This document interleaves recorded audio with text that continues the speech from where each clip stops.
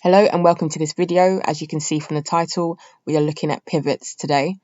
So a pivot table basically provides an interactive view of data, and it does this by picking up some data from a data set and moving it around into different formats in a table or a chart that can be filtered to give different perspectives of the data. So for example, we've got some data here about students, their names, maths results and English results. What we'll do is we'll start by selecting this data and going to the insert option, pivot table, and it's asking us if we want to turn this data into a pivot in a new worksheet or existing worksheet. We'll put it in an existing worksheet, and it's just told us what particular cells it's going to pick up as well. So we go to OK.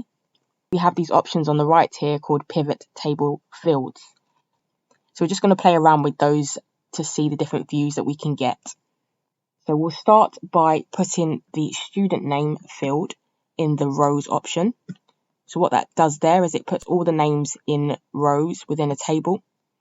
We're going to put the maths results in the values option. So what that's done is it's showing us all the values against the students. And we're going to put English results as a filter. So as you probably guessed it, that's allowed us to filter on all the English results.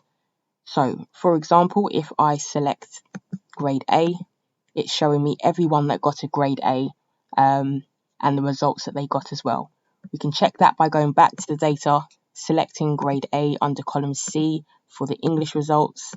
And there we have the same people, same 5 people there with their maths results. So now what I'm going to do is select the filter again. I'm going to select this box down here so that I can select more than one grade.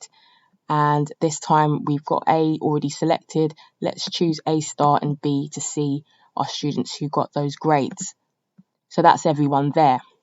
So that's one thing we can do. We can also move the data around such that we have, for example, the English results in the column. And what that's done there is rather than having a filter, it's shown us everyone. So bear in mind that filter was still on actually. So let me turn that off. I will just select all. And what I'm going to do now is just drag this English result field to columns, and that's listing everyone, so their names, the results they got in their English test at the top in columns, and the maths results against them. So that's another thing we can do with pivot tables. We can remove the maths results option from here and put student name down here and English result in the rows. It's given us a summary of all the grades versus how many students got those grades. So just to talk through these 4 boxes in more detail. So the filters option, as you probably guessed it, allows us to add filters to our tables so that we can expand or reduce the list that is in our tables. Columns allows us to tell Excel what data to put in the columns.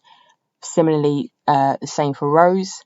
Values is where we put our values that we want to be shown. And if we click the arrow to the right and select this value field settings, for example, we can do other things like sum the numbers, count them, find an average, maximum, minimum, product, etc.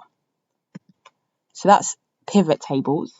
We'll move on to charts now. So if I go back and select the data and go to insert pivot chart at the top here under charts, similar thing, it's given me all the data already in this particular box, asking me if I want it in a new or existing worksheet. I'll put it in a new one, and I'm just going to give one example of how to create a pivot chart. So drag the English results into the filters column, drag the student name into the axes and the maths result into the values. And what that's done is it's created a pivot table on the left there as well as a chart. And this chart's basically showing us all the names on the x-axis of the students against their maths results. And if we filter on any particular grade, it will give us a filtered version of the chart. So we can select B, for example, grade B, and it's showing us 4 people who got a grade B. Or we can select multiple results. Let's go with the E's, F's and U's. and there we have our results as well. So that's just an overview of pivot tables and pivot charts. Thanks for watching, and I'll see you very soon.